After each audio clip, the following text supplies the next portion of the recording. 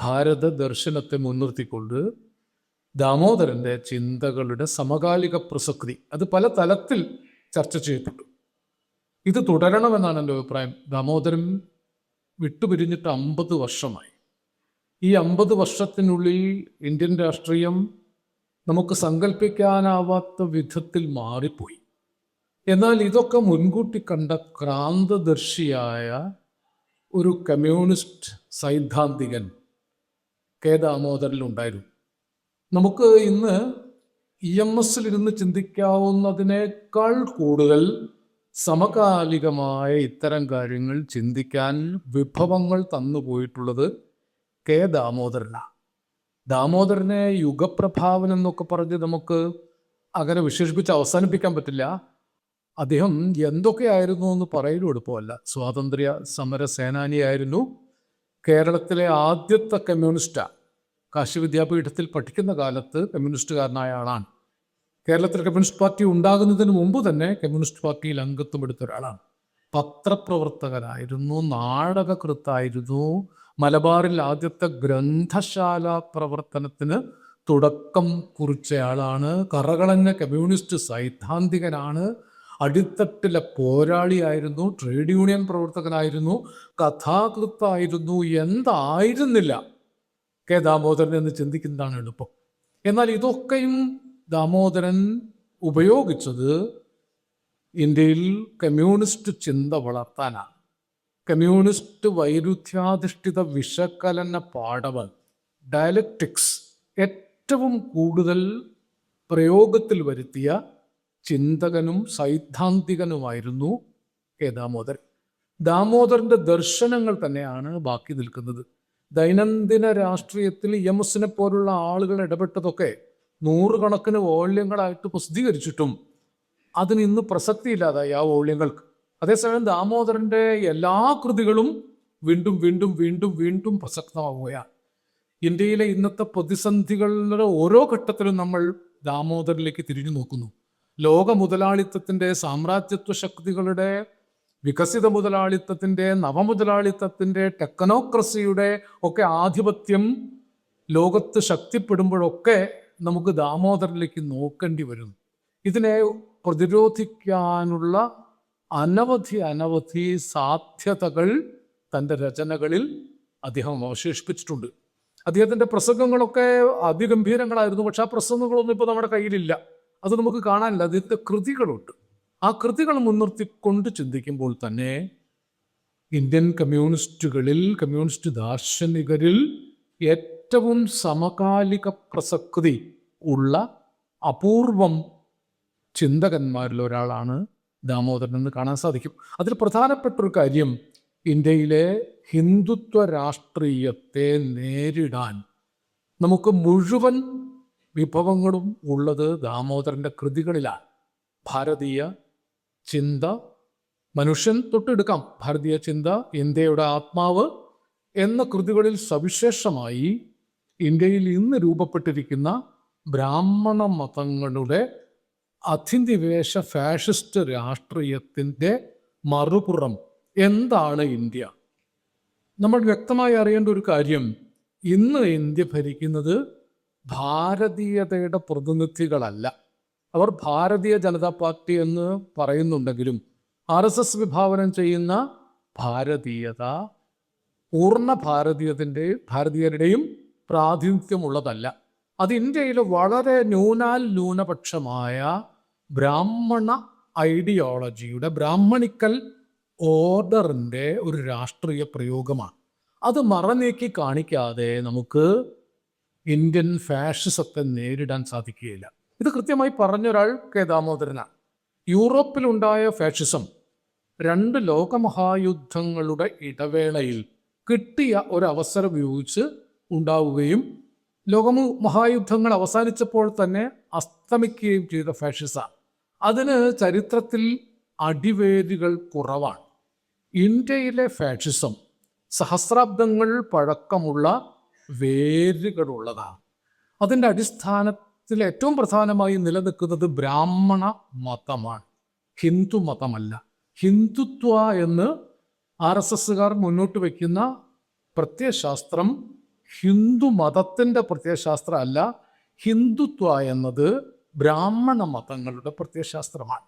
ഇത് കൃത്യമായി നിർദ്ധാരണം ചെയ്ത് ഇന്ത്യൻ ദർശനങ്ങളെ പഠിച്ച, ഏറ്റവും ഡയലക്റ്റിക്കലായിട്ട് വിശകലനം ചെയ്ത ഇന്ത്യയിലെ തന്നെ അപൂർവം ചിന്തകന്മാരിൽ പക്ഷേ ദേബി പ്രസാദ് ചത്തോപാധ്യായോ DD കൊസാംബിയോ ഒക്കെ നേരത്തെ പലതരക്ക് ചെയ്തിട്ടുണ്ട്. ദേബി പ്രസാദ് ചത്തോപാധ്യായയുടെയും DD കൊസാംബിയുടെയും പഠനങ്ങളെക്കാൾ ആഴമുള്ളതാണ് ദാമോദരൻ്റെ പഠനങ്ങളെന്ന് ഇന്ന് നമുക്ക് വായിക്കുമ്പോൾ മനസ്സിലാവും. ഇന്ത്യയിൽ രണ്ട് മതങ്ങൾ തമ്മിലുള്ള സംഘർഷം നേരത്തെ ഉണ്ട്. ഒന്ന് ബ്രാഹ്മണ മതങ്ങളും മറ്റൊന്ന് ശ്രമണ മതങ്ങളുമാണ്. നമ്മളങ്ങനെ വേണ്ടത്ര ചിന്തിക്കാത്തൊരു കാര്യമാണ്. ഈ ശ്രമണ മതങ്ങളിൽ പെട്ട ഇന്ത്യയുടെ ദർശനങ്ങളെ ഏറ്റവും സൂക്ഷ്മമായി വിശകലനം ചെയ്യുന്നവയാണ് ഇന്ത്യയുടെ ആത്മാവും ഭാരതീയ ചിന്തയും.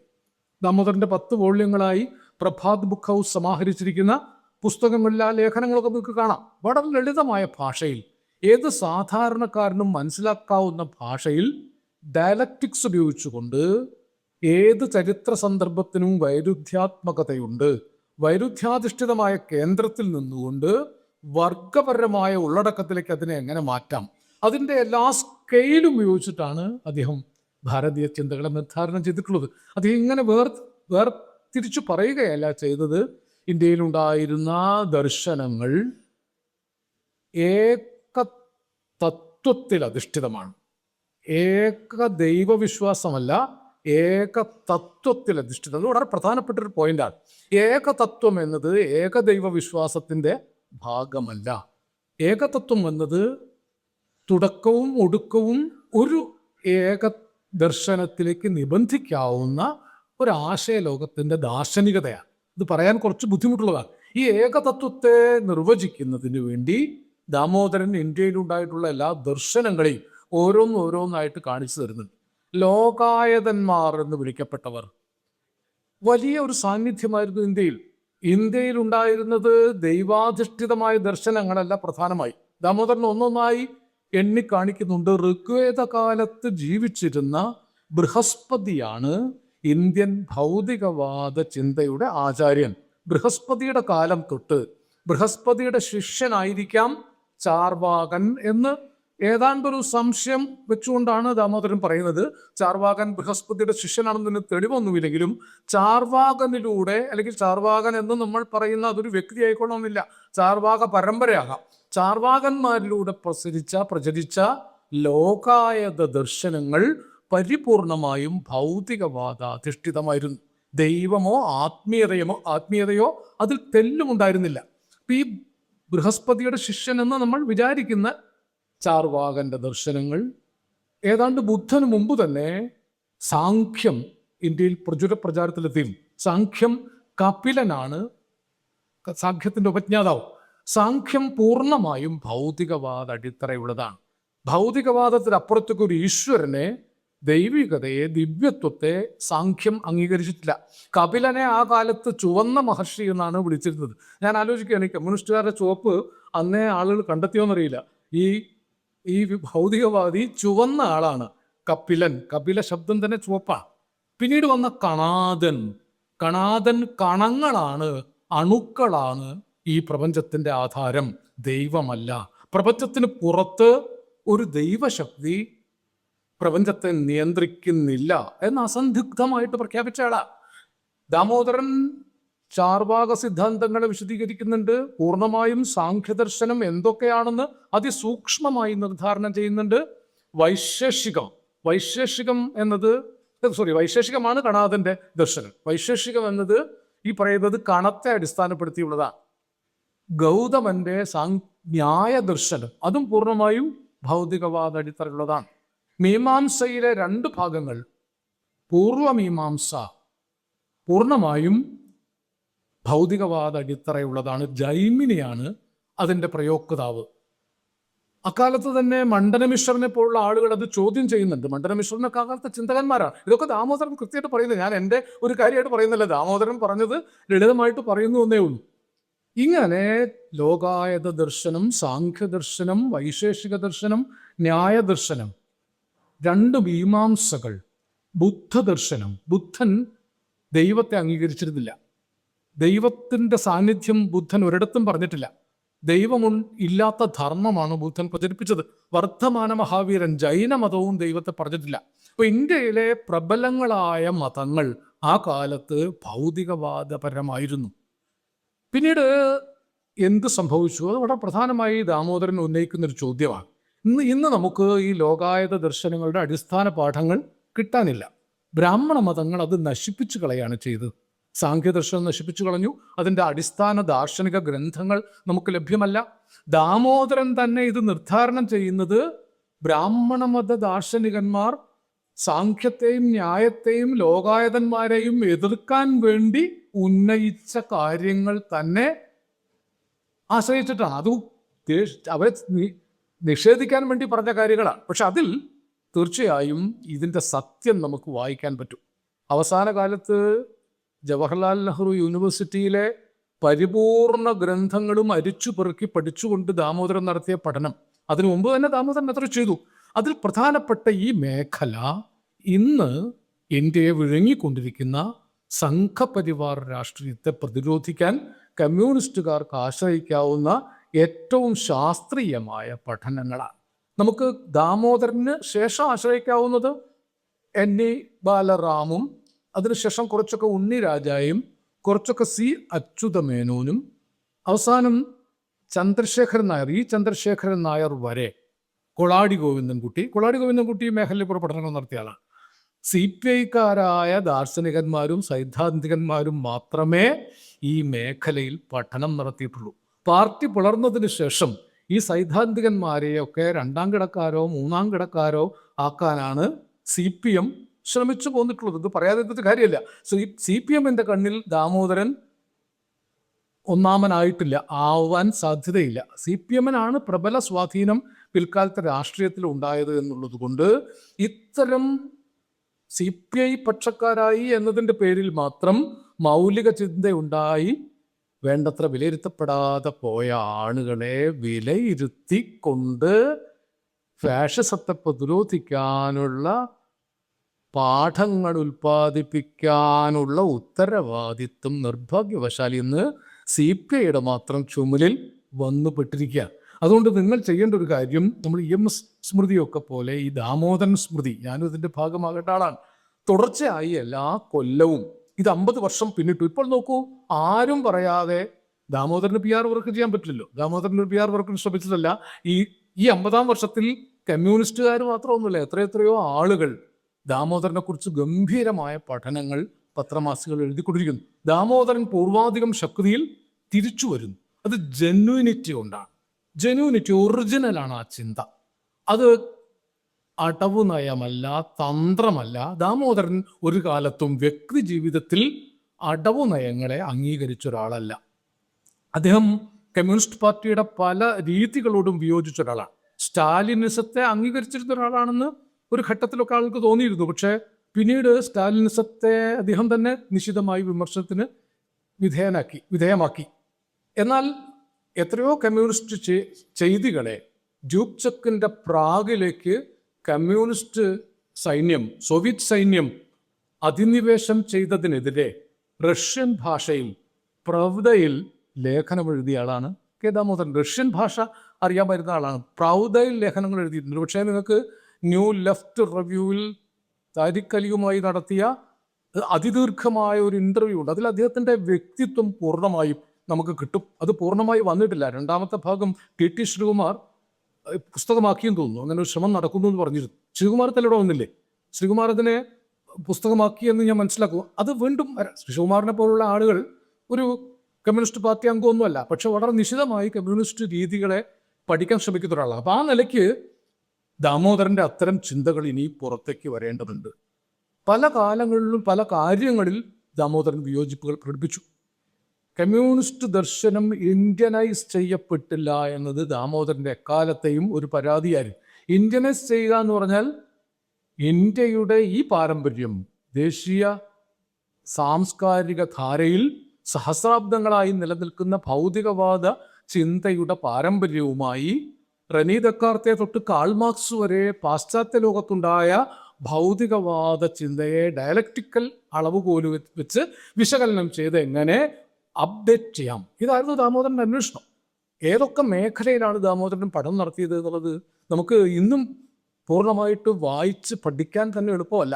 ഭക്തി പ്രസ്ഥാനത്തെക്കുറിച്ച് ഏറ്റവും ഗൗരവമായ പഠനങ്ങൾ നടത്തിയിട്ടുള്ളത് കെ ദാമോദരനാണ്. മുഗൾ സാമ്രാജ്യ കാലം ഇന്ന് സംഘപരിവാറുകാർ തമസ്കരിച്ചുകൊണ്ടിരിക്കുകയാണ്. മുഗളന്മാരെ ഇന്ത്യൻ രാഷ്ട്രീയത്തിൽ നിന്ന്, ഇന്ത്യൻ ചരിത്രത്തിൽ നിന്നും മൈനസ് ചെയ്യാനാണ് സംഘപരിവാർ രാഷ്ട്രീയം ശ്രമിച്ചുകൊണ്ടിരിക്കുന്നത്. എന്നാൽ മുഗൾ ഭരണം വലിയൊരർത്ഥത്തിൽ ഇന്ത്യയെ ഏകീകരിച്ച ആദ്യത്തെ സാമ്രാജ്യമായിരുന്നുവെന്ന് അർത്ഥശങ്കയ്ക്കിടയില്ലാത്ത വിധം ദാമോദരൻ പറയുന്നുണ്ട്. ഒരു വലിയ ഇന്ത്യൻ പ്രദേശങ്ങളെ ഏകീകരിച്ചത് മുഗളന്മാരാണ്. മുഗളന്മാർ വർഗീയവാദികളായിരുന്നില്ല. അക്ബർ ചെയ്തത്, ഇതൊക്കെ ദാമോദരൻ പറയുന്നതാണ്, എൻ്റെ നിരീക്ഷണമല്ല. അക്ബർ ചെയ്തത് ഇന്ത്യൻ ദർശനങ്ങളെ എല്ലാവരിലേക്കും എത്തിക്കാൻ പേർഷ്യൻ ഭാഷയിലേക്ക് മഹാഭാരതവും രാമായണവും അടക്കം പരിഭാഷപ്പെടുത്തുക. ഷാജഹാന്റെ പുത്രനായ ദാരാ ഷുക്കോവ് 52 ഇന്ത്യൻ ഉപനിഷത്തുക്കൾ പേർഷ്യൻ ഭാഷയിലേക്ക് പരിഭാഷപ്പെടുത്തിയത് ആദ്യമായി ഞാൻ വായിച്ചത് ദാമോദരന്റെ പുസ്തകത്തിലാണ്.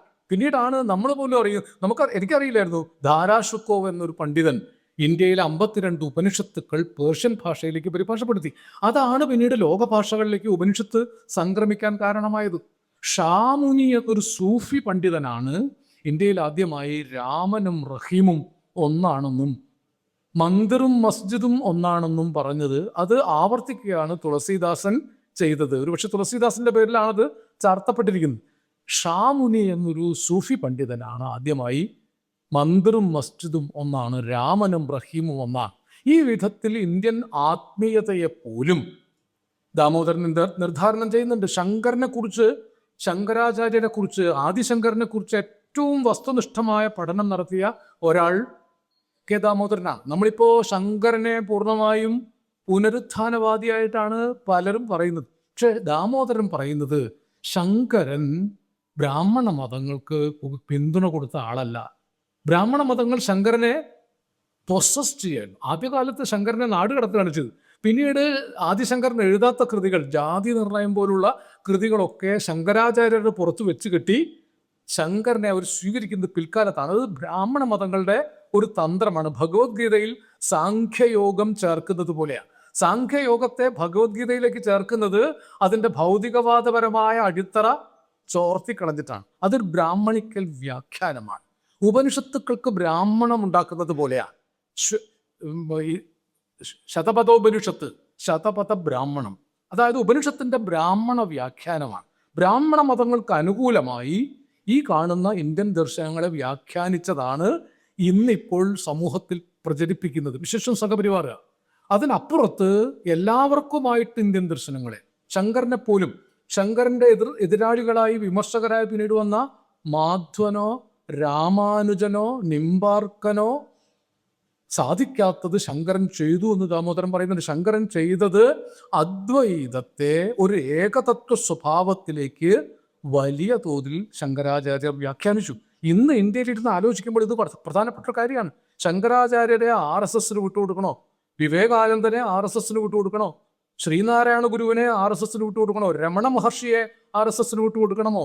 ഇന്ത്യയിലെ ദാർശനിക പശ്ചാത്തലമുള്ള ഇത്തരം താപസന്മാർ, ഋഷിമാർ കാണിച്ച ദർശനങ്ങളിൽ നമുക്ക് സ്വീകരിക്കാവുന്നത് ഡയലക്റ്റിക്സ് ഉപയോഗിച്ചുകൊണ്ട് സ്വീകരിച്ച് ഒരു പ്രതി സംഘപരിവാർ ദർശനം, എതിരായ ദർശനം ഉണ്ടാക്കിയെടുക്കാതെ ഇന്ത്യയിൽ കമ്മ്യൂണിസ്റ്റ് ഐഡിയോളജിയുടെ വ്യാപനം ദാർശനികമായി സാധ്യമാവുകയില്ല എന്നാണ് നമ്മളിപ്പോൾ ഇന്ന് മനസ്സിലാക്കേണ്ടത്. ഇന്ന് ഇന്ത്യയിലെ വലിയ ദുർബലത നമുക്ക് 1925 ഇന്ത്യൻ കമ്മ്യൂണിസ്റ്റ് പാർട്ടി രൂപീകൃതമായത്.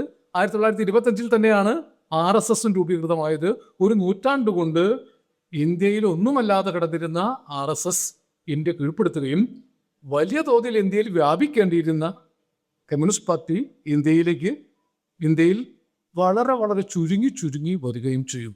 അതിൽ ദാമോദരന് ഏറ്റവും വലിയ സങ്കടമുണ്ടായത് ഇന്ത്യൻ കമ്മ്യൂണിസ്റ്റ് പാർട്ടിയുടെ പിളർപ്പ് തന്നെയാണ്.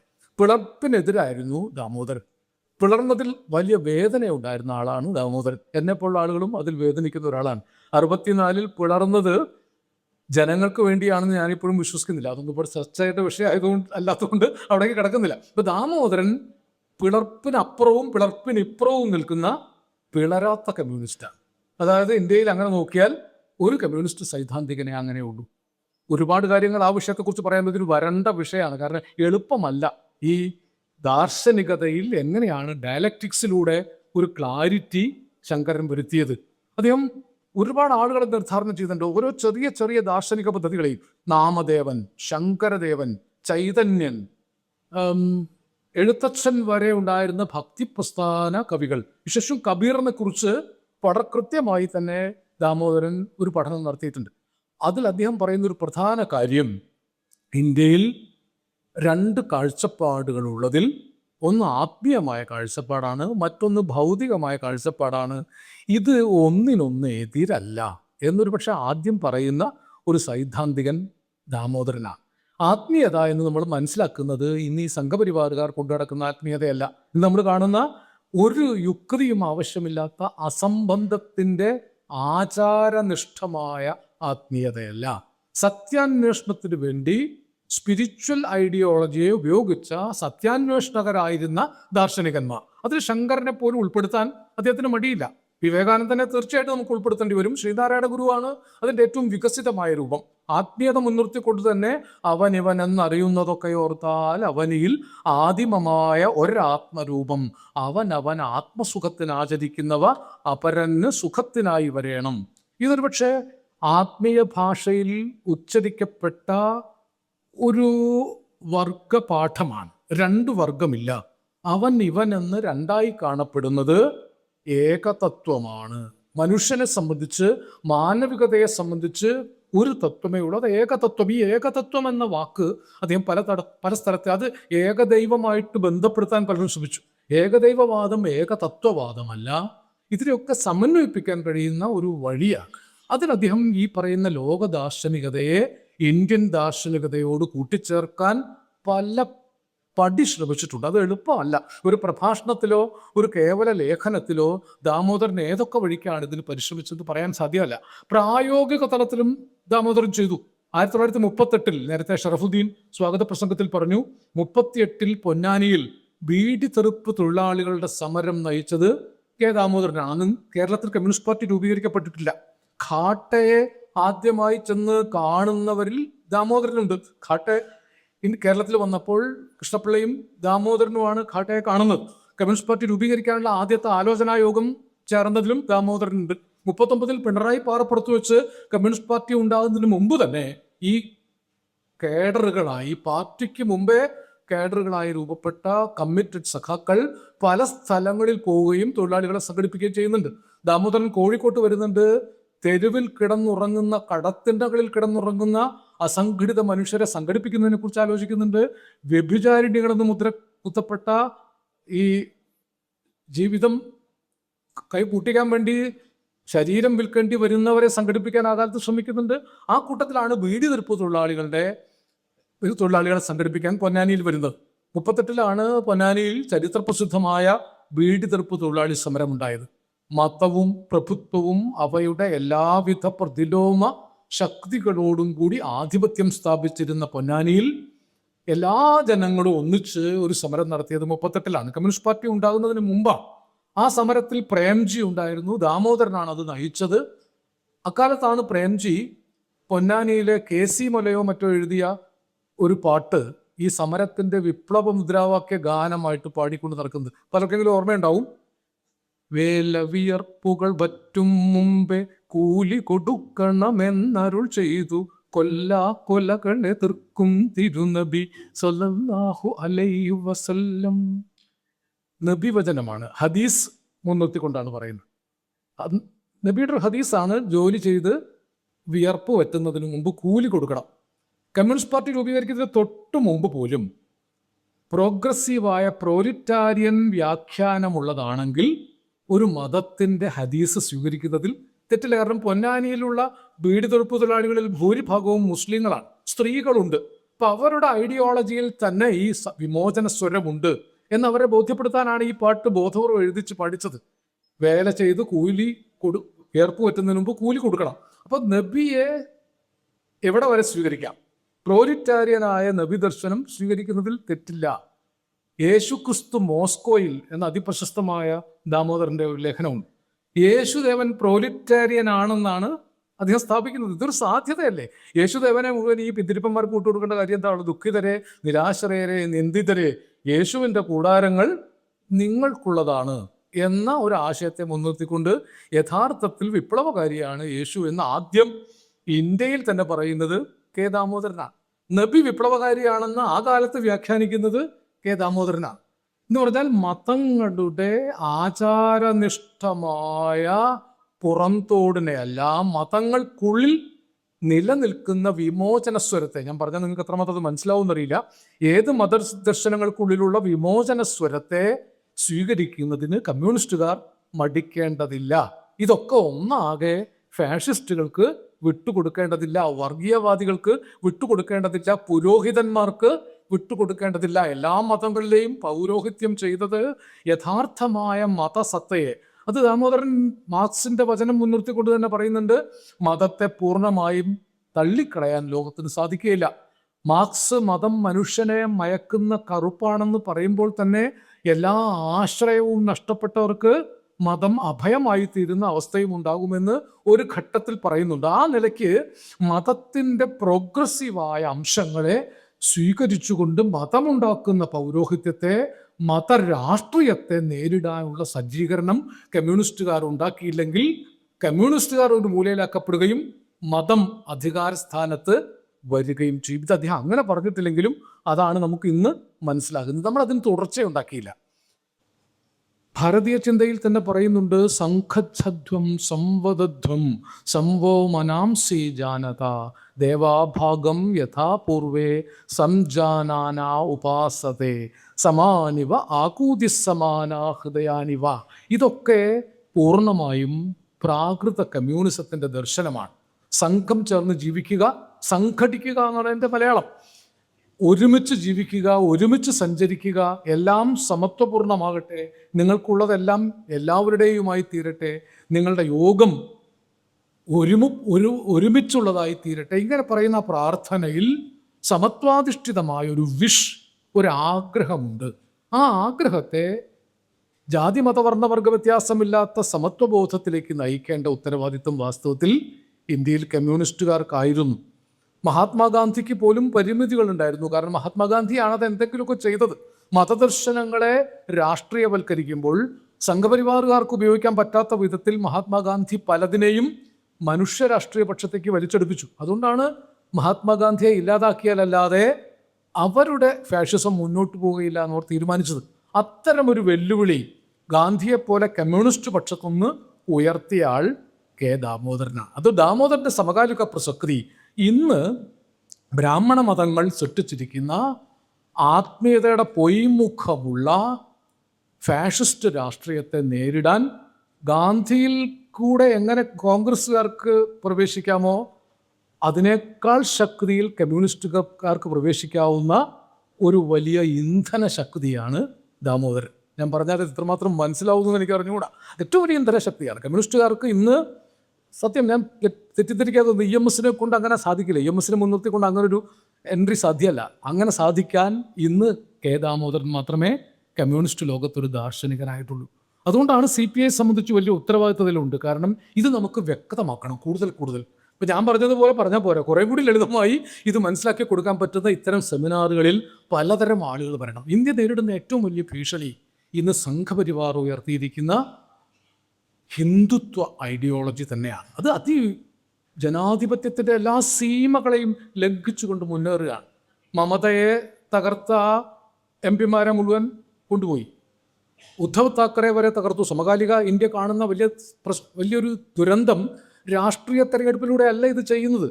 കേവല ഭൂരിപക്ഷമില്ലാതെ സോഷ്യലിസ്റ്റുകളുടെ പിന്തുണയോടുകൂടി അധികാരത്തിൽ വന്ന BJP ഗവൺമെൻറ് അവിടെ ഇരുന്ന് പണവും അധികാരവും ഉപയോഗിച്ച് അനേകം പ്രസ്ഥാനങ്ങളെ പിളർത്തി കൊണ്ടുപോവുകയാണ്. കമ്മ്യൂണിസ്റ്റ് പാർട്ടിയെ തന്നെ ദുർബലപ്പെടുത്താനാവുന്നതൊക്കെ അവർ ബോധപൂർവം 2-3 മുഖമുള്ള പ്രവർത്തനമാണ് ഇവരുടെ. ശബരിമലയിൽ സ്ത്രീകൾക്ക് പ്രവേശനം വേണമെന്ന് ആവശ്യപ്പെട്ട് കേസ് കൊടുത്തത് സംഘപരിവാറുകാരാണ്. അവരാണ് ആ കേസ് നടത്തിയതും വിജയിപ്പിച്ചതും. പക്ഷേ അത് വിജയിച്ചപ്പോൾ കേരളത്തിൽ അവർക്കൊരു കാര്യം മനസ്സിലായി, ഇടതുപക്ഷ ഗവൺമെൻറ് ആ നിയമം നടപ്പാക്കാൻ ശ്രമിക്കുമ്പോൾ അതിൻ്റെ മറുപുറത്ത് നിന്നാൽ അതൊരു സുവർണാവസരമാണെന്ന് ബി ജെ പിക്ക് മനസ്സിലാവും. ഈ ദ്വിമുഖ തന്ത്രമാണ്. പറയുന്നതും പ്രവർത്തിക്കുന്നതും രണ്ടായാലും മൂന്നായാലും ഒരു മനസാക്ഷി കുത്തും ഈ സംഘപരിവാർ ഹിന്ദുത്വ രാഷ്ട്രീയത്തിനില്ല. അവർക്ക് അങ്ങനെ ഒരു ഐഡിയോളജിക്കൽ അടിത്തറയില്ല. അത് ബ്രാഹ്മണ മതങ്ങൾ പണ്ടേ ചെയ്തൊരു കാര്യമാണ്. ഞാൻ പറയാറുണ്ട്, എൻ്റെ നാട്ടിലിങ്ങനെ ഈ ഭഗവത്ഗീത, ഒരു കമ്മ്യൂണിസ്റ്റ് ചിന്തകർ അല്ലെങ്കിൽ പുരോഗമനവാദിയായിരുന്നു നമ്പൂതിരി പാടത്തൊക്കെ വന്ന് പണിക്കാരുടെ കൂടെയൊക്കെ നിൽക്കും. വളരെ പുരോഗതിയുള്ള ആളാണ്. അപ്പോൾ അദ്ദേഹം ഒരിക്കൽ അവിടുത്തെ കോരൻ, പാടത്ത് വരമ്പ് കളിച്ച് നിൽക്കുന്ന കോരനോട് ചോദിച്ചു, കോര, നീ ഭഗവത്ഗീത വായിച്ചിട്ടുണ്ടോ എന്ന് ചോദിച്ചു. കോരൻ സ്കൂളിൽ പോയിട്ടില്ല, പിന്നല്ലേ ഭഗവത്ഗീത വായിക്കുന്നു. അപ്പോൾ കോരനോട് നമ്പൂരി പറഞ്ഞു, ഞാൻ നിനക്ക് കുറേശ്ശെ ഭഗവത്ഗീത പറഞ്ഞു തരാം, നിനക്ക് നല്ലതാണ്. അതാണല്ലോ ഇപ്പോൾ എല്ലാവരോടും പറയണത്. അപ്പം അദ്ദേഹം വ്യാഖ്യാനിച്ചത് ഒരു ശ്ലോകമാണ്. സജിനൊക്കെ അറിയാം, കർമ്മണ്യേ വാധികാരസ്ഥേ മാ ഫലേഷു കഥാചന. നീ കേട്ടിട്ടുണ്ടോ അങ്ങനെ ഒന്ന്?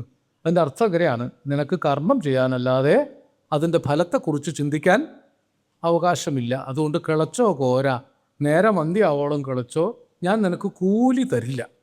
അത് എനിക്ക് കൂലി തരണ്ടെന്നുള്ളതുകൊണ്ടല്ല, ഭഗവാൻ അത് ഇഷ്ടമല്ല. ഭഗവാൻ പറഞ്ഞിരിക്കുന്നത് പണി ചെയ്യാനല്ലാതെ കൂലി വാങ്ങാൻ അവകാശമില്ല എന്നാണ്. ഇങ്ങനെയും ഭഗവത്ഗീതയെ വ്യാഖ്യാനിക്കാം.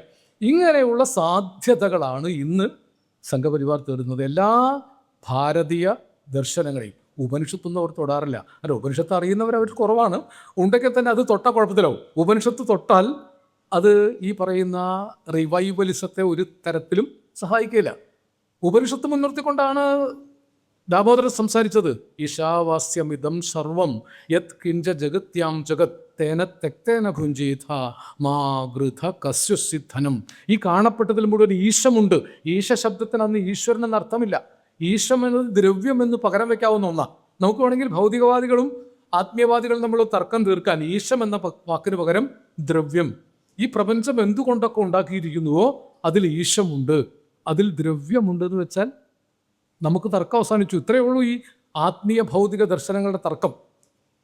ദാമോദരൻ അർത്ഥശങ്കയ്ക്കിടയില്ലാതെ പറയുന്നുണ്ട്, നമ്മൾ ആത്മീയതയെ നിർവചിക്കാൻ പോയാൽ ബുദ്ധൻ ആത്മീയതയുള്ള ആളാണെന്ന് മനസ്സിലാവും. എന്നാൽ ബുദ്ധൻ്റെ ദർശനം ഈശ്വരീയമായിരുന്നില്ല.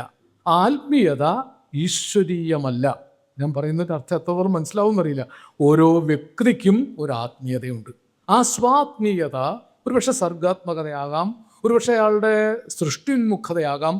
അതിന് ഈശ്വരന് ആവശ്യമില്ല. ഭൗതികവാദികൾ പറയുന്നത് ഭൗതിക പ്രപഞ്ചത്തിന് പുറത്ത് ഒരു അധികാര ശക്തി നിലനിൽക്കുന്നില്ല. ഈ ഭൗതിക പ്രപഞ്ചം അതിൻ്റെ വൈരുദ്ധ്യാധിഷ്ഠിത പ്രവർത്തനം കൊണ്ട് ഉണ്ടാക്കുന്ന ഊർജചലനങ്ങളുടെയും പ്രതിചലനങ്ങളുടെയും ആകത്തുകയാണ് പ്രപഞ്ചം.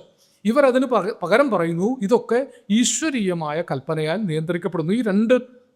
ഈ ഒരു തർക്കത്തിലേക്ക് പോയാൽ ആത്മീയതയും ഭൗതികതയും തമ്മിൽ വലിയ അകൽച്ചയില്ല. നമുക്ക് ഈ ദ്രവ്യം മാറ്റി, അല്ല ഈശം മാറ്റി ദ്രവ്യം എന്ന് വെച്ചാൽ ആ തർക്കം തീർക്കാം.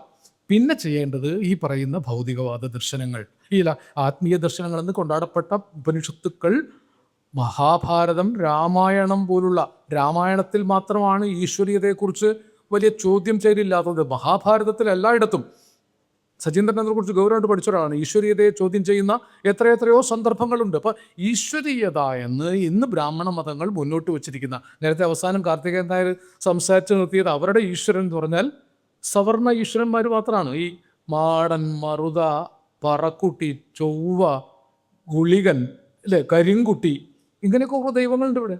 ആ ദൈവങ്ങളെ ഒന്നും ഇവരാരും ദൈവമാക്കി അംഗീകരിച്ചില്ല. അങ്ങനെ വേണമെങ്കിൽ തന്നെ കരിങ്കുട്ടിയുടെ പിതാവ് ശിവനാണ് എന്ന് സ്ഥാപിച്ചിട്ട് ഒരു കഥയുണ്ടാക്കി, ഒരു നെറേറ്റീവ് നിർമ്മിച്ച് കരിങ്കുട്ടിയെ സവർണവൽക്കരിച്ചിട്ട് എടുക്കുള്ളൂ. ഇതിനെതിരെ നടന്നൊരു പ്രധാനപ്പെട്ട സമരമാണ് ശ്രീനാരായണ ഗുരു ചെയ്തത്. ദൈവം പോലുമില്ലാത്ത പതിത ജനകോടികൾക്ക് വേണ്ടി താൻ കുളിച്ച കടവിൽ നിന്ന് ഒരു വെറും കല്ലെടുത്ത് വെച്ച് ഇതാ അധസ്ഥിതരുടെ ദൈവം എന്ന് ഗുരു പ്രഖ്യാപിച്ചപ്പോൾ അഷ്ടബന്ധമിട്ട് ഉറപ്പിച്ചു വെച്ചിരുന്ന 30 കോടി സവർണ ദൈവങ്ങൾ കടപുഴകി വീഴുകയും നിങ്ങൾക്കൊരു ദൈവത്തെ ആവശ്യമാണെങ്കിൽ ഒരു കല്ലെടുത്ത് നിങ്ങൾക്ക് സൃഷ്ടിക്കാവുന്നതാണ് ഈശ്വരൻ. ഇന്ത്യയിൽ ആ സാധ്യതയാണ് ഇന്ത്യൻ ആത്മീയതയുടെ ഒരു വലിയ ശക്തി. രാമനെ മാത്രം മുന്നോട്ട് നടക്കുന്ന ആളുകൾ കൃഷ്ണനെ കൊണ്ട് റദ്ദാവും. ഞാൻ രാമഭക്തനല്ല എന്ന് പറഞ്ഞുകൊണ്ട് എനിക്ക് കൃഷ്ണപക്ഷത്തേക്ക് മാറാം, അല്ലേ? അനവധി ദൈവങ്ങളുള്ളത് കൊണ്ട് ഈ ദൈവങ്ങൾ തമ്മിൽ റദ്ദാവും. ഇതറിയുന്നത് കൊണ്ടാണ് ഈ ദൈവങ്ങളെയൊക്കെ ഒരു കള്ളിയിലേക്ക് മാറ്റാനുള്ള അതിസമർത്ഥമായ നീക്കവും ഈ രാഷ്ട്രീയം സംഘപരിവാർ രാഷ്ട്രീയം നടത്തിക്കൊണ്ടിരിക്കുന്നു. ഇപ്പം ഞാൻ ദൈവത്തിൻ്റെ പക്ഷത്ത് നിൽക്കണമെന്ന് ഞാൻ പറയില്ല. വേണമെങ്കിൽ ദൈവത്തിൻ്റെ പക്ഷത്ത് നിൽക്കാം, ഇല്ലെങ്കിൽ ദൈവത്തിൻ്റെ പക്ഷത്ത് നിൽക്കണ്ട. പക്ഷേ ഇതൊക്കെ ഒരു പിടി സവർണ ബ്രാഹ്മണ മതങ്ങളുടെ കുത്തകയാണെന്ന് അംഗീകരിച്ചുകൂടാ. അതുകൊണ്ട് ക്ഷേത്രം പ്രതിഷ്ഠിക്കാനുള്ള അവകാശം ആർക്കുമുണ്ട് എന്ന് ശ്രീനാരായണ ഗുരു പ്രഖ്യാപിക്കുന്നു. ഇതൊക്കെ ഒരു പക്ഷേ ദാമോദരൻ ചിന്തിക്കുന്നതിൻ്റെ മറ്റ് ചില പ്രയോഗങ്ങളാണ്. അതിനെക്കുറിച്ച് അത്ര ആഴത്തിൽ ദാമോദരൻ പറഞ്ഞിട്ടില്ല. ബ്രഹ്മാനന്ദ ശിവയോഗിയെക്കുറിച്ച് എവിടെയോ പരാമർശിച്ചിട്ടുണ്ട്. മതഭേദം തല്ലിച്ചു കൊല്ലിക്കുന്നു, മതഭേദം മത്സരമുണ്ടാക്കുന്നു, ആനയ്ക്ക് തുമ്പി പോലെ അടയാളമെന്തുള്ളൂ, നാനാമതക്കാർക്കും ജ്ഞാനപ്പെണ്ണെ. അപ്പോൾ ഇത് മതത്തെക്കുറിച്ചുള്ള ഒരു പ്രധാനപ്പെട്ട ചിന്തയാണ്. ഇതാണ് ഗുരു, ഇതാണ് ശുഭാനന്ദ ഗുരുദേവൻ, ഒരർത്ഥത്തിൽ അയ്യങ്കാളി. അവസാനം ശ്രീനാരായണ ഗുരുവിൻ്റെ ബ്രാഹ്മണ ശിഷ്യൻ പോലും പറയുന്നത് ഈ ഏകതത്വത്തെ നിർദ്ധാരണം ചെയ്തുകൊണ്ട് ഇന്ത്യൻ ദർശനങ്ങളിൽ നിന്ന് തന്നെ ആൻറ്റി സംഘപരിവാർ ദർശനം ഉണ്ടാക്കാനുള്ള ശ്രമം കമ്മ്യൂണിസ്റ്റുകാർ നടത്തിയില്ലെങ്കിൽ അത് കമ്മ്യൂണിസ്റ്റുകാർക്കേ നടത്താൻ പറ്റൂ. തീർച്ചയായും ഇന്ത്യൻ കമ്മ്യൂണിസ്റ്റ് പാർട്ടി CPIക്ക് ഇപ്പോൾ അതിന് സാധ്യതയുള്ളൂ. ഞാൻ വെറുതെ പറയുന്നതല്ല, നിങ്ങളെ സുഖിപ്പിക്കാൻ വേണ്ടി പറയേണ്ട കാര്യമൊന്നുമില്ല, കാരണം ഇതൊരു യാഥാർത്ഥ്യമാണ്. അവിടെ CPI ഈ ചരിത്രപരമായ നിയോഗം ഏറ്റെടുക്കണം. നമ്മുടെ സാംസ്കാരിക രാഷ്ട്രീയ രംഗത്തെ എത്രയോ ആളുകൾ, വയലാർ രാമവർമ്മ സിനിമ പാട്ടിൽ വരെ എഴുതി വെച്ചിട്ടുണ്ട്. ഞാനൊരു സിനിമ പോസ്റ്റ്മാനെ കാണാനില്ല എന്നൊരു സിനിമ കണ്ടു, നിങ്ങളൊക്കെ കണ്ടു കാണും, പണ്ട് പ്രേംനസീറൊക്കെ വിളിച്ച പടം. അതിൽ ഉമ്മറാണ് CID. ഉമ്മർ CID ആയിട്ട് അധികം സിനിമകളില്ല, അതുകൊണ്ട് ഞാൻ വളരെ കൗതുകത്തിൽ കാണാൻ പോയി. അപ്പോൾ അതിൽ CID ആയ ഉമ്മർ വേഷം മാറിക്കൊണ്ടൊരു പാട്ട് പാടുന്നു. CIDക്ക് വേഷം മാറിയ ഏത് പാട്ടും പാടിക്കൂടെ? വൈദിസ് കൊലവറി കൊലവറി ഡിം എന്ന് പാടാം, ഒന്നാം വട്ടം കണ്ടപ്പോൾ പെണ്ണ് കണ്ടാണ്ടെന്ന് പാടാം. CIDക്ക് ഇന്ന പാട്ടേ പാടാവുന്നൊന്നുമില്ല. അതിൽ CIDയെ കൊണ്ട് വയലാർ പാടിച്ചിരിക്കുന്നത് ഈ ഒന്നാം വട്ടം കണ്ടപ്പോൾ എന്നുള്ള പാട്ട് എഴുതിയത് എൻ്റെ സുഹൃത്താണ്.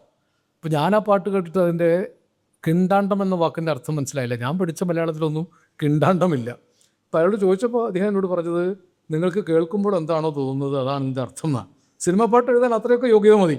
എന്നാൽ വയലാർ ആ CIDയെ കൊണ്ട് പാടിക്കുന്നത് ഈശ്വരൻ ഹിന്ദുവല്ല, ഇസ്ലാമല്ല, ക്രിസ്ത്യാനിയല്ല, ഇന്ദ്രനും ചന്ദ്രനുമല്ല.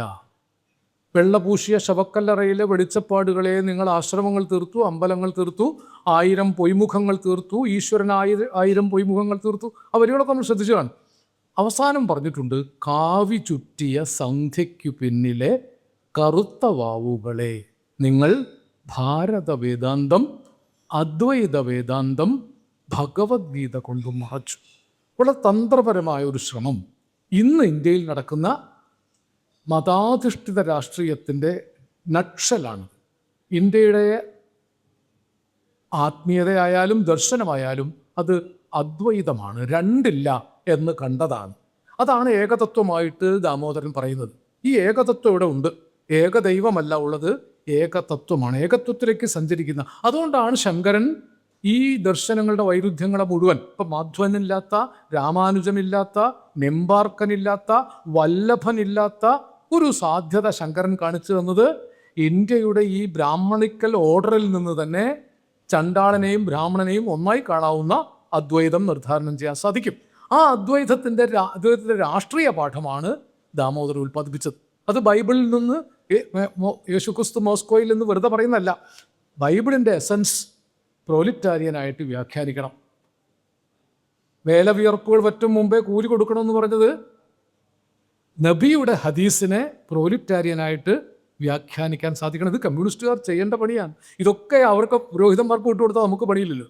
ഇസ്ലാമിക പുരോഹിതന്മാർ കൊണ്ടുപോയിക്കോളൂ, ബൈബിളിനെയൊക്കെ ക്രിസ്തു പുരോഹിതന്മാർ കൊണ്ടുപോയിക്കോളൂ, ഉപനിഷത്ത്, ഋഗ്വേദം തൊട്ടുള്ള വേദങ്ങൾ, രാമായണം ഒക്കെ RSSകാരും കൊണ്ടുപോയാൽ പിന്നെ നമ്മുടെ കയ്യിൽ ആകെ ഒരു പുസ്തകമേ വേണ്ടൂ, മൂലധനം. അത് തന്നെ നമ്മൾ നേരെ ചൊവ്വേ വായിക്കുകയില്ല. അത് തലയ്ക്ക് വെച്ച് കിടക്കാനുള്ള പുസ്തകമല്ല.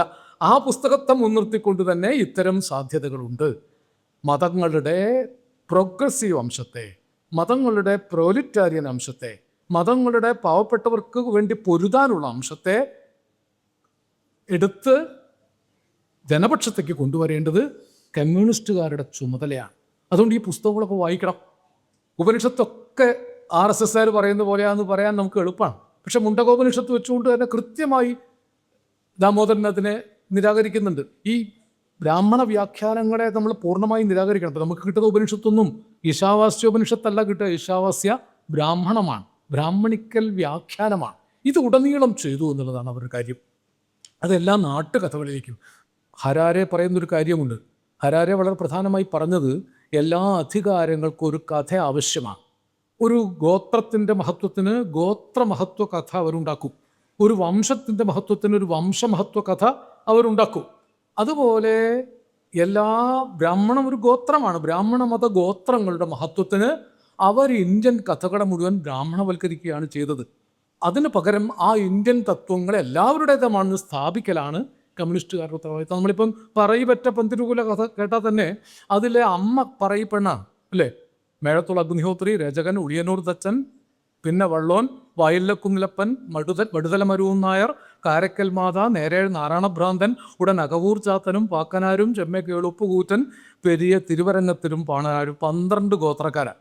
ഈ 12 ഗോത്രക്കാരുടെയൊക്കെ അച്ഛൻ ബ്രാഹ്മണനാണെന്ന് സ്ഥാപിക്കുന്നതിലൂടെ ഇവിടുത്തെ എല്ലാ ശക്തികളുടെയും അധികാരം ഞങ്ങളിലാണ് എന്ന് സ്ഥാപിക്കുകയാണ് ബ്രാഹ്മണ മതങ്ങൾ എക്കാലത്തും ചെയ്തിട്ടുള്ളത്. അതുകൊണ്ട് രാമായണം എന്ന കഥയെ, ആ കഥ എല്ലാവർക്കും അവകാശപ്പെട്ട കഥയെ ഒരു രാഷ്ട്രീയ പ്രത്യയശാസ്ത്രമായിട്ട് ചുരുക്കാൻ അവർക്ക് സാധിച്ചു.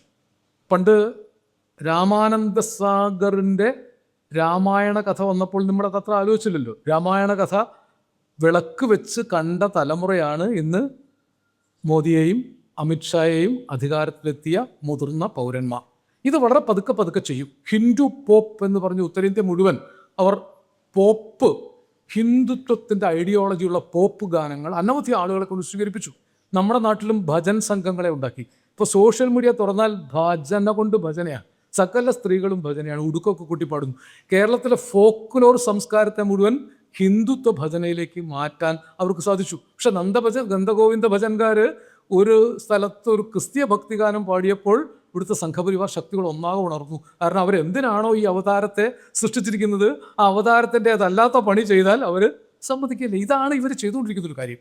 ഇന്ത്യൻ ദർശനങ്ങളുടെ ബ്രാഹ്മണിക്കൽ ഓർഡറിലേക്ക് നീക്കാവുന്ന കാര്യങ്ങളെ മുഴുവൻ തെറ്റായി വ്യാഖ്യാനിച്ച് ബ്രാഹ്മണവൽക്കരിക്കുക എന്നൊരു രാഷ്ട്രീയമാണ് ഇന്നത്തെ ഹിന്ദുത്വ രാഷ്ട്രീയത്തിൻ്റെ, സംഘപരിവാർ രാഷ്ട്രീയത്തിൻ്റെ അടിസ്ഥാനം.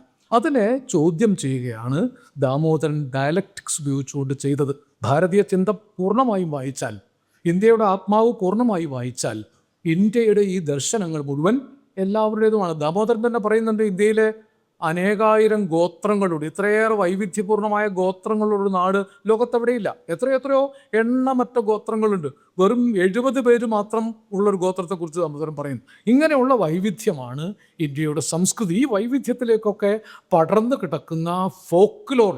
അതുകൊണ്ടാണ് ഈ ഭക്തിപ്രസ്ഥാനത്തിൽ ശങ്കരദേവനെ പറയുമ്പോഴും നാമദേവനെ പറയുമ്പോഴും ചൈതന്യനെ പറയുമ്പോഴും പമ്പരെ പറയുമ്പോഴും കമ്പരെ പറയുമ്പോഴും എഴുത്തച്ഛനെ പറയുമ്പോഴും ഇവരൊക്കെ ഓരോരോ പ്രദേശത്തെ ഫോക്ക് ട്രഡീഷനിൽ നിന്നുകൊണ്ടാണ് ഇന്ത്യൻ ആത്മീയതയെ വ്യാഖ്യാനിച്ചത്. ഇപ്പോൾ ആത്മീയത എന്നൊരൊറ്റ വാക്കുകൊണ്ട് നമുക്ക് ഇന്ത്യൻ ദർശനങ്ങളെ മുഴുവൻ ഫാഷിസ്റ്റുകൾക്ക് വിട്ടുകൊടുക്കാൻ പറ്റില്ല. അതിലുള്ളത് ആത്മീയത മാത്രമല്ല, സാഖ്യവും ന്യായവും വൈശേഷികവും പൂർവമീമാംസയും ലോകായതന്മാരും ചാർവാകന്മാരും ഉണ്ടാക്കിയെടുത്ത, നമുക്കിന്ന് ലഭ്യമല്ലാത്ത, അതിനുവേണ്ടിയൊക്കെ ദാമോദരൻ സഹിച്ച ത്യാഗം എത്രയായിരിക്കും. ഈ പ്രതിയോഗികൾ വിമർശിച്ചതിൽ നിന്ന് മാത്രമാണ് ഇന്ന് നമുക്ക് ഈ ഭൗതികവാദ ദർശനങ്ങളെ വായിച്ചെടുക്കാൻ പറ്റുന്നത്. അതിൻ്റെ ഒറിജിനൽ കൃതികളൊക്കെ പൂർണ്ണമായി നശിപ്പിക്കപ്പെട്ടിരിക്കുക, പല കാലങ്ങളിൽ നശിപ്പിക്കപ്പെട്ടിരിക്കുക. ബുദ്ധൻ്റെ തന്നെ ധർമ്മപദം കയ്യിലുണ്ടെന്നല്ലാതെ ബുദ്ധൻ്റെ പലതും നമുക്കിന്ന് ലഭ്യമല്ല. ഹീനയാന, വജ്രയാന, മഹായാന തർക്കങ്ങളിൽ ബുദ്ധദർശനങ്ങൾ ചിതറിപ്പോയി. വർദ്ധമാന മഹാവീരൻ്റേതായി പറയപ്പെട്ട ജൈന തത്വങ്ങൾ പലതും ചിതറിപ്പോയി. ഇതിനെയൊക്കെ വൈരുദ്ധ്യാധിഷ്ഠിത വിശകലന പക്ഷത്തു നിന്ന് വായിച്ചെടുക്കുക എന്നത് തീർച്ചയായും ഒരു കമ്മ്യൂണിസ്റ്റ് രീതി ആവേണ്ടതാണ്. അതിന് ഞാൻ നേരത്തെ പറഞ്ഞതുപോലെ വീണ്ടും നമുക്ക് ഉപയോഗിക്കാനുള്ള ഒരേ ഒരു താക്കോൽ കെ ദാമോദരനാണ്. ദേവി പ്രസാദ് ചതോപാധ്യായോ DD കൊസാംബിയെയോ ഒന്നും ഞാൻ ചെറുതാക്കി കാണിക്കില്ല കേട്ടോ, അങ്ങനെ തെറ്റിദ്ധരിക്കരുത്. അവരൊക്കെ വലിയ ആളുകൾ തന്നെയാണ്. പക്ഷെ അതിനേക്കാൾ സൂക്ഷ്മതയിൽ കമ്മ്യൂണിസ്റ്റുകാർക്ക് അവലംബിക്കാവുന്ന ദർശനശാസ്ത്രം ഇന്നും ബാക്കി വെച്ചു എന്നതാണ് കെ ദാമോദരൻ്റെ സമകാലിക പ്രസക്തി. അത് ഏറ്റെടുക്കുക എന്ന വലിയ ദൗത്യം ഈ ഭാരത ദർശനത്തിൽ തുടങ്ങട്ടെ. നേരത്തെ നമ്മൾ ചെയ്തിട്ടുണ്ട്. ഇപ്പോൾ ദാമോദരൻ ട്രസ്റ്റ് അല്ലേ നമ്മൾ ഏറ്റെടുത്തു, മലപ്പുറം ഏറ്റെടുത്തു. ദാമോദരൻ ട്രസ്റ്റും ഇന്ത്യൻ കമ്മ്യൂണിസ്റ്റ് പാർട്ടി മലപ്പുറം ജില്ലാ ഘടകവും ചേർന്ന് ഇങ്ങനൊരു വലിയ സാഹസം. എനിക്ക് ദാമോദരനെ കുറിച്ച് എത്രയോ കാര്യങ്ങൾ പറയാനുണ്ട്. ഞാൻ പറഞ്ഞാൽ അവസാനിക്കാത്തൊരു അധ്യായമാണ്. ഞാൻ ഈ വിഷയത്തിലേക്ക് മാത്രം ചുരുക്കി പറഞ്ഞതാണ്. ദാമോദരൻ ഒരവസാനമല്ല. ദാമോദരൻ മരിച്ച 50 വർഷം കഴിഞ്ഞിട്ടും ഒരു വലിയ തുടക്കമാണ്. ദാമോദരനിൽ നിന്ന് അന്വേഷിച്ചു പോകേണ്ടുന്ന വലിയ സാധ്യതകൾ ഇനിയും കിടക്കുകയാണ്. അവസാനമൊക്കെ ദാമോദരൻ ദുഃഖിതനായിരുന്നു. പല കാര്യങ്ങളിൽ അദ്ദേഹം ഒറ്റപ്പെടുത്തപ്പെട്ട ഒരു സാഹചര്യമൊക്കെ ഉണ്ടായിരുന്നു, നമുക്കൊക്കെ അറിയാവുന്നതാണ്. എന്നിട്ടും തൻ്റെ അന്വേഷണം ദാമോദരൻ മാറ്റി നിർത്തിയില്ല. വയ്യായിരുന്നു എന്നാണ് ജവഹർലാൽ നെഹ്റു ലൈബ്രറിയിൽ വായിച്ചുകൊണ്ടിരിക്കെ ചില അസുഖങ്ങളൊക്കെ ഉണ്ടായിരുന്നു. ഡോക്ടറെ വിശദമായി കാണണം, 2 ദിവസം കഴിഞ്ഞിട്ട് കാണാം എന്ന് പറഞ്ഞതിൻ്റെ തലേ ദിവസമാണ് ലൈബ്രറിയുടെ ഒരു മൂലയിൽ അദ്ദേഹം വീണ് മരിച്ചു പോയതും. പക്ഷെ ദാമോദരൻ അവസാനിക്കുന്നില്ല.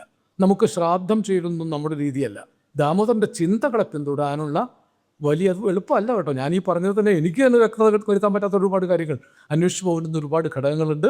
നമ്മൾ ചലനാത്മകതയിൽ വിശ്വസിക്കുന്നു, നമ്മൾ മാറ്റത്തിൽ വിശ്വസിക്കുന്നു.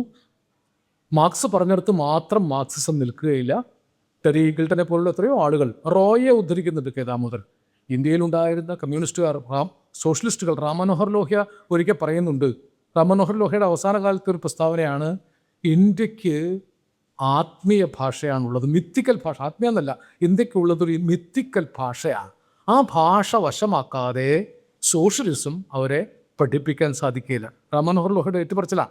റാം മനോഹർ ലോഹയെ പോലെ ജയപ്രകാശ് നാരായണനെ പോലൊരു എണ്ണം പറഞ്ഞ സോഷ്യലിസ്റ്റിൻ്റെ ചെലവിലാണ് സംഘപരിവാർ രാഷ്ട്രീയം വളർന്നു വന്നത്. ജനതാ പാർട്ടിയിലേക്ക് നുഴഞ്ഞു കയറി എത്ര സമർത്ഥമായിട്ടാണ് അവരതിൽ വഴിവെട്ടുന്നത് നമ്മൾ ആഘോഷിക്കണം. ആ ഒരു അപകടം വളരെ വളരെ വലുതാണ്. അതിനെ നേരിടാൻ നമുക്ക് ഇന്ത്യയെ പുനർവായിക്കാം. നെഹ്റു തന്നെ ഒരു ഘട്ടത്തിൽ പറയുന്നുണ്ട്, ഈ ചാർവാക ദർശനങ്ങളെ കിട്ടാൻ കഷ്ടപ്പെട്ടു, വളരെ ബുദ്ധിമുട്ടിയാണ്, നശിപ്പിക്കപ്പെട്ടിരിക്കുകയാണ്. ഇങ്ങനെ പലതും നശിപ്പിക്കപ്പെട്ടെടുത്തു നിന്ന് അത് വീണ്ടെടുക്കാൻ നടത്തിയ വലിയ പരിശ്രമമാണ് ദാമോദരൻ്റെ പ്രധാനപ്പെട്ട പുസ്തകങ്ങൾ. ആ പുസ്തകങ്ങൾ വീണ്ടും വീണ്ടും വായിക്കണം, അതിന് ചർച്ച ഉണ്ടാകണം. ഇപ്പം ഇന്ത്യയുടെ ആത്മാവ് തന്നെ വേണമെങ്കിൽ ചർച്ചയ്ക്ക് വിഷയമാക്കാം. മനുഷ്യൻ്റെ പ്രപഞ്ചോൽപത്തി തൊട്ട് മനുഷ്യൻ്റെ പരിണാമങ്ങൾ വരെയുള്ള എല്ലാ കാര്യങ്ങളും ശാസ്ത്രീയത വെച്ച്, ശാസ്ത്രമാണ് മാർക്സിസം. മാർക്സിസം വിശകലന ശാസ്ത്രമാണ്, അന്ധവിശ്വാസമല്ല. അന്വേഷിച്ച് പരീക്ഷണം നടത്തി ഗവേഷണം നടത്തി തെളിയിക്കപ്പെടേണ്ടതാണ് ഓരോ ശാസ്ത്രവും. ആ ശാസ്ത്രത്തെ ശാസ്ത്രമായി കാണാനുള്ള വിവേകം കമ്മ്യൂണിസ്റ്റ് ചിന്തകന്മാർക്കുണ്ടാകണം. അതുണ്ടായിരുന്ന ആളാണ് ദാമോദരൻ. തീർച്ചയായും കൂടുതൽ പറയുന്നില്ല, ദീർഘമായി പ്രസംഗിച്ചുകൊണ്ട് കാര്യമില്ല. ഇതിൻ്റെ ഒരു അന്വേഷണത്തിലേക്ക് നമ്മൾ വാതിൽ തുറന്നു പോകണം. പുതിയ കുട്ടികളെ ഇത് പഠിപ്പിക്കണം. ഇന്ന് കുട്ടികളൊക്കെ പലപ്പോഴും അന്വേഷിച്ച് വരുന്നുണ്ട്. ചില പിള്ളേർ, ബോംബെയിൽ നിന്നൊരു വിദ്യാർത്ഥി ഒരിക്കൽ എന്നെ വിളിച്ചു ചോദിച്ചു, ദാമോദരൻ്റെ ഏതൊക്കെ പുസ്തകമാണ് പഠിക്കാനുള്ളത്. അയാൾക്ക് ഫിലോസഫി ഇതിന് പഠിക്കുന്ന ആളാണ്, PG പഠിക്കുന്ന ആളാണ്. അപ്പോൾ ദാമോദരൻ്റെ ഏതൊക്കെ പുസ്തകം, ആരാണ് എന്നെ അടുത്ത് ചോദിച്ചാൽ കിട്ടുക എന്ന് പറഞ്ഞെന്നറിയില്ല. എൻ്റെ ഒരു ബന്ധു കുട്ടിയാണ്. അപ്പോൾ കുട്ടികൾ അന്വേഷിക്കുന്നുണ്ട്. ആ കുട്ടികളെ അവരുടെ അന്വേഷണത്തിൻ്റെ വഴിയിലേക്ക് ദാമോദരനെ കൊണ്ടുവച്ച് കൊടുക്കാൻ നമ്മൾ ആ ബാല പരിപാടിക്ക് സജീന്ദ്രനൊക്കെ AI ഉപയോഗിച്ചുകൊണ്ട് പുതിയൊരു മൊഡ്യൂൾ ഉണ്ടാക്കിയില്ല. ഞാൻ ഈയിടെ അത് പറഞ്ഞു. നമുക്ക് അത്തരം ബാലവേദികളെ അത്തരത്തിൽ ഉപയോഗിക്കാൻ സാധിച്ചാൽ പുതിയ തലമുറ ദാമോദരനെ മറക്കരുത്. നമ്മുടെ കാലം കഴിഞ്ഞാൽ ദാമോദരൻ ഇല്ലാതെ അവരത്ത്. തിരൂർക്കാരനാണ് ദാമോദരൻ. ആ ചരിത്രം തന്നെ അത്ഭുതകരമല്ലേ. ഇവിടെ പഠിച്ച് അഹമ്മദ് കോളേജിൽ പഠിക്കുമ്പോൾ സ്വാതന്ത്ര്യ സമരത്തിൽ പങ്കെടുക്കാൻ പോയതാ. അങ്ങനെ 2.5 വർഷം ജയിലിൽ കിടന്നു. 2.5 വർഷം ജയിലിൽ കിടന്ന് തിരിച്ചു വന്നപ്പോൾ സാമൂതിരി കോളേജിൽ അഡ്മിഷൻ കിട്ടിയില്ല. പിന്നെയാണ് കാശി വിദ്യാപീഠത്തിൽ പഠിക്കാൻ പോയത്. പ്രേംചന്ദ് അടക്കമുള്ള ആളുകൾ പഠിക്കുന്നു. ആദ്യം കമ്മ്യൂണിസ്റ്റ് പാർട്ടിയിൽ അംഗത്വം നേടിയ കമ്മ്യൂണിസ്റ്റുകാരനാണ്. ആദ്യത്തെ ഗ്രന്ഥശാലാ സംഘം മലബാറിൽ സ്ഥാപിച്ചത് കെ ദാമോദരനാണ് 36-ൽ. ട്രേഡ് യൂണിയൻ രക്തപാനം എന്ന നാടകം ട്രേഡ് യൂണിയൻ പ്രവർത്തനത്തിന് വേണ്ടി എഴുതിയതാണ്. പാട്ടബാക്കി കർഷകരുടെ പ്രവർത്തനത്തിൻ്റെ, പൊന്നാനി താലൂക്ക് കർഷക സമ്മേളനത്തിൻ്റെ വിജയത്തിന് വേണ്ടിയാണ് പാട്ടബാക്കി എഴുതിയത്. പാട്ടബാക്കി 200ഓളം വേദികൾ അന്ന് തന്നെ കളിച്ചു. ദാമോദരൻ അതിൽ അഭിനയിച്ചു. ദാമോദരൻ മികച്ച കുറേ കഥകൾ എഴുതിയിരുന്നു. ആ കഥകളൊന്നും കിട്ടാനൊന്നും, നല്ല കഥാകൃത്തായിരുന്നു ദാമോദരൻ. എന്തൊക്കെയായിരുന്നു ദാമോദരൻ. അവസാനിക്കാത്തൊരു ജീവിതം. ഞാൻ അവസാനിപ്പിക്കുന്നത് ടാഗോറിൻ്റെ ഗീതാഞ്ജലിയിൽ ഒരു ഗീതം ചൊല്ലിക്കൊണ്ടാണ് ഞാനിപ്പോൾ ഈ പ്രസംഗമൊക്കെ അവസാനിപ്പിക്കുക. കാരണം എൻ്റെ അളവിൽ ഒതുങ്ങാത്ത ആളുകളെ, എൻ്റെ വാക്കുകൾ കൊണ്ട് പൂർത്തിയാക്കാൻ കഴിയാത്ത ആളുകളെ ടാഗോറിനെ കൊണ്ട് പൂർത്തിയാക്കാൻ 2 ഗീതങ്ങൾ ടാഗോർ നമുക്ക് തന്നിട്ടുണ്ട്. ഗീതാഞ്ജലിയിലെ പ്രശസ്തമായ 2 ഗീതങ്ങളാണത്. G. ശങ്കർക്കുറുപ്പ് പരിഭാഷപ്പെടുത്തിയതാണ്.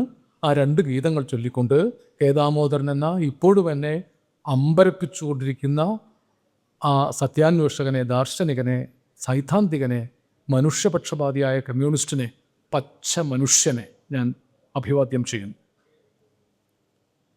പൂർണ്ണമായില്ലെങ്കിലും ഈ ജീവിതത്തിൻ്റെ പൂജയൊന്നും വ്യർത്ഥമായില്ല എന്നറിവൂ ഞാൻ. പൂർണ്ണമായില്ലെങ്കിലും ഈ ജീവിതത്തിൻ്റെ ആ പൂജയൊന്നും വ്യർത്ഥമായില്ലെന്നറിവൂ ഞാൻ. പൂവിരിയും മുമ്പു തന്നെ പൂഴിയിൽ വീണാകിലും പുഴകൾ മരുവിൽ ഉക്കൊഴുക്കുവറ്റി മാഞ്ഞാലും അവ മുഴുവൻ വ്യർത്ഥമായില്ലെന്നറിവൂ ഞാൻ, എന്നറിവൂ ഞാൻ. ജീവിതത്തിൻ പിന്നിലിട്ട് പോന്നതൊന്നുമൊന്നുമേ വിഫലം ആയിപ്പോയില്ലെന്നറിവൂ ഞാൻ. എൻ വിപഞ്ചി തന്ത്രികളിൽ മീട്ടുകയാണൊക്കെയും നിന്നനാഹതമാം അനാഗതകാല സംഗീതം. എൻ വിപഞ്ചി തന്ത്രികളിൽ മീട്ടുകയാണൊക്കെയും നിന്നനാഹതമാം അനാഗതകാല സംഗീതം. ഒന്നുമൊന്നും വ്യർത്ഥമായില്ലെന്നറിവൂ ഞാൻ, എന്നറിവൂ ഞാൻ. ജീവിതത്തിൻ പിന്നിലിട്ട് പോന്നതൊന്നുമൊന്നുമേ വിഫലമായി പോയില്ല എന്നറിവൂ ഞാൻ. കെ ദാമോദരൻ ജീവിതത്തിൽ ചെയ്ത ഒന്നും വിഫലമായിട്ടില്ല. അങ്ങനെ അപൂർവ ആളുകളേ ഉള്ളൂ. ചെയ്തതൊക്കെ സഫലമാക്കി തീർത്ത ഒരാളാണ്. 50 വർഷം കഴിഞ്ഞു മരിച്ചിട്ട് ഇപ്പോഴും ആ സാഫല്യമാണ് നമ്മുടെ ഈ സമ്മേളനത്തിൽ മുഴങ്ങുന്നത്. ദാമോദരന് അഭിവാദ്യങ്ങൾ.